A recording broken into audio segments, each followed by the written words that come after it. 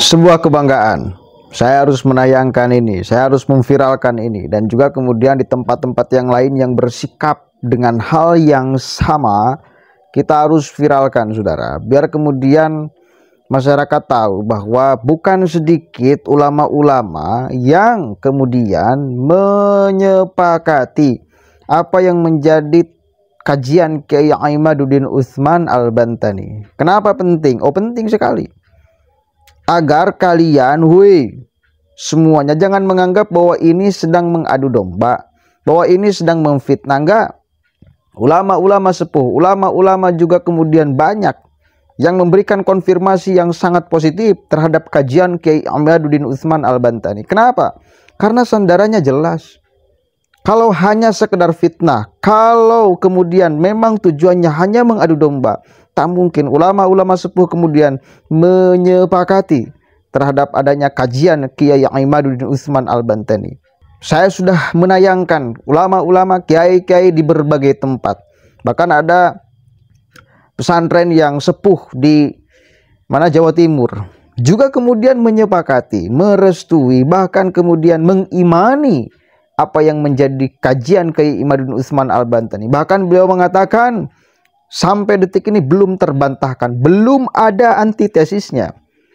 Dan sekarang di tempat saya tinggal di Kabupaten Ciamis, ulama-ulama sepuh berteriak kencang memberikan statement resminya terkait polemik nasab. Coba kita dengarkan dulu sama-sama ya.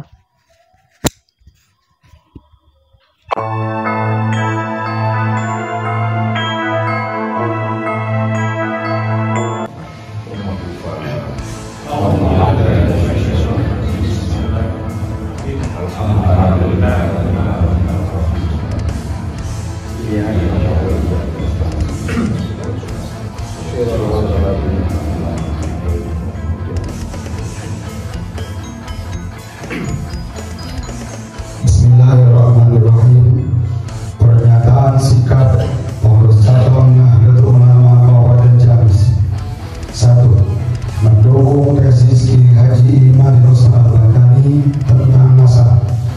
2. Mendukung PBNU untuk meneruskan sejarah NU dan sejarah bangsa yang diselewengkan oleh oknum Ba'alawi atau siapapun. 3. Senantiasa menjaga ukhuwah nahdiyah, ukhuwah Islamiyah, ukhuwah wataniyah, dan ukhuwah basyariyah. 4. Tetap menjaga tradisi Warsono dan melestarikannya dalam dakwah rahmatan lil alamin. 5. Menghimbau kepada seluruh keluarga besar Nahdlatul Ulama untuk mengutamakan mubalik atau penceramah dari kalangan NU sendiri dalam kegiatan sosial keagamaan. 6. Tidak mengundang, tidak menghadiri kegiatan keagamaan, majelis sholawatan yang terindikasi memecah belah persatuan sesama anak bangsa. 7. Mendukung terbentuknya kepengurusan PWI Laskar-Sabilillah Kabupaten Ciamis. 8. Agar seluruh warga hadirin tunduk, patuh, serta mengikuti arahan pengurus Nahdlatul Ulama. 9. Mendukung kepada PBNU untuk menegakkan aturan hukum sesuai anggaran dasar, anggaran rumah tangga, dan perkumpulan Nahdlatul Ulama. 10. Menghimbau kepada pemerintah untuk segera memberikan penyelesaian terhadap diskursus nasab Ba'alawi yang telah menimbulkan keresahan dan perpecahan umat. Demikian pernyataan yang dibuat Ciamis 12 Agustus tahun 2024. Terima kasih.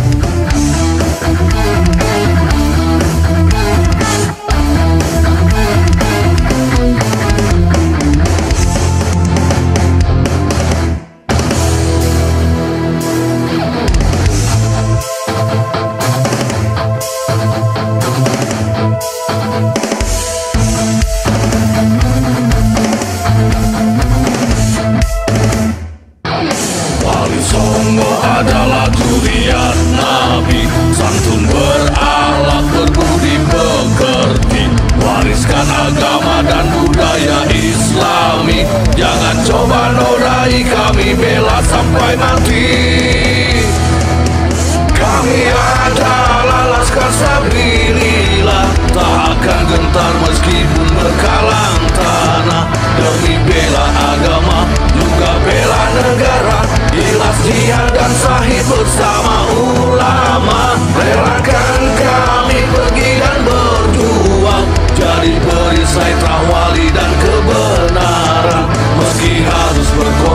Nyawa satu di badan, demi kebenaran menang dan ditegakkan. Kami adalah Laskar Sabilillah, pecinta Wali Songo dan para anbiya, pewaris peradaban Islam di Nusantara hingga berkibar bangsa Indonesia.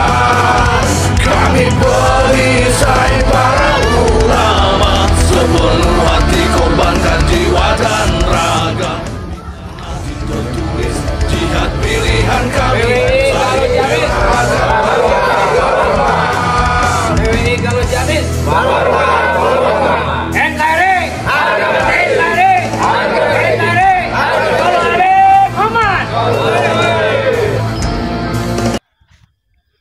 Oke.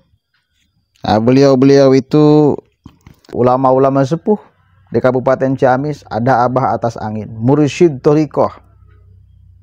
Ada kemudian Kiai Amir Hamzah. Luar biasa beliau. Ulama sepuh yang sangat dihormati. Kajian kitabnya dan lain sebagainya luar biasa. Di Pamarican. Yang membacakannya itu Sekjen PCNU Kabupaten Ciamis. Dan masih banyak lagi. Satu kali lagi mohon ini disikapi dengan bijaksana. Dan jangan pakai arogansi, saudara. Jangan pakai arogansi. Karena saya sudah mendapatkan kabar ini digoreng di beberapa tempat. Khususnya grup-grup MUI katanya. Entah kemudian tujuannya apa. Padahal kemudian orang bersikap sesuai dengan kapasitasnya melihat polemik ini. Ya, ini menjadi polemik. Oke, katakanlah ini menjadi polemik. Tetapi kan polemik yang sehat. Polemik yang kemudian ini mencerdaskan anak bangsa. Ada kajiannya kok. Ada kitabnya kok. Sandarannya jelas kok. Sandarannya kuat kok. Jadi kemudian kalian jangan menganggap bahwa ini provokasi pemecah belahan dan lain sebagainya. Jangan. Bahwa kemudian umat misal pada akhirnya terbelah. Ada yang sepakat kepada Kiai Imad. Ada yang masih percaya kepada Habib Balabi sebagai zuriat Nabi. Nggak jadi soal. Dari kesemuanya ini kan levelnya ijtihad. Apakah ada nasab Ba'lawi tertulis di dalam Al-Quran sebagai zuriat Nabi? Tak ada, saudara. Apakah ada nasab Ba'lawi tertulis sebagai zuriat Nabi? Disebutkan lewat Al-Hadith? Tak ada, saudara. Kan ini lewat ijtihad para ulama.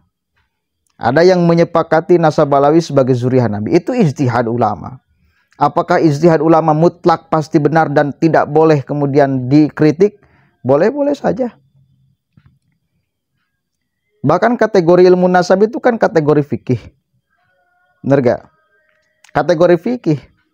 Fikih itu bisa berubah sesuai dengan konteks zaman. Dulu penetapan nasab hanya pakai surah wal istifadah. Nah, ketika kemudian namanya fikih harus beradaptasi dengan zaman, sekarang ada teknologi kok. Bisa lebih akurat itu daripada surah wal istifadah. Serius, bisa lebih akurat. Kenapa? Ada rambut yang ditinggalkan oleh Nabi. Teknologi kita menjangkau untuk ngecek apakah DNA orang yang ngaku sebagai zuriat Nabi ini sama dengan DNA Nabi. Dan itu juga diucapkan oleh Kang Rizik. Benar gak? Iya. Kata Kang Rizik itu kan hikmah. Kenapa rambut Nabi itu masih ditinggalkan? Karena jangan sampai ada yang ngaku-ngaku zuriat Nabi, ketika dicek DNA-nya ini durian Nabi DNA-nya kemana, dia DNA-nya kemana, begitu kan? Fair dong. Benar gak? Jadi jangan dianggap bahwa ini proses pemecah belahan yang tanpa melibatkan kesehatan pikiran dan kesehatan narasi, saudara. Satu kali lagi, bahwa kemudian pada akhirnya umat menjadi belah, ada yang percaya, ada yang tidak, itu nggak jadi soal. Mencerdaskan. Anggaplah ada yang percaya kepada Imam Maliki, Imam Hambali, Hanafi, Syafi'i.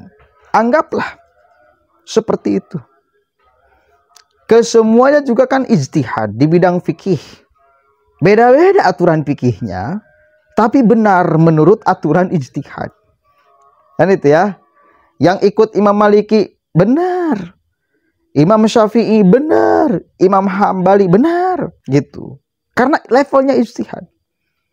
Kebenaran yang sesungguhnya itu ya kebenaran yang memang langsung diperintahkan oleh Allah. Adapun kesemuanya inilah ijtihad.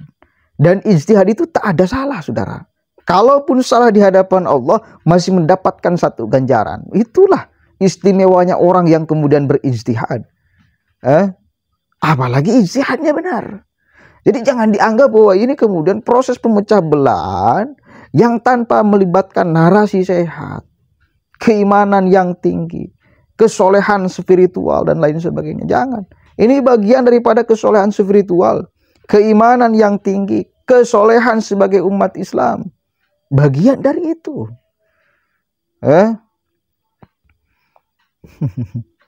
Jadi mohon satu kali lagi untuk disikapi dengan bijak. Kenapa saya ngomong seperti ini? Karena sekali lagi ada yang menggoreng di grup-grup MUI Kabupaten Ciamis. Ini pemecah belah dan lain sebagainya.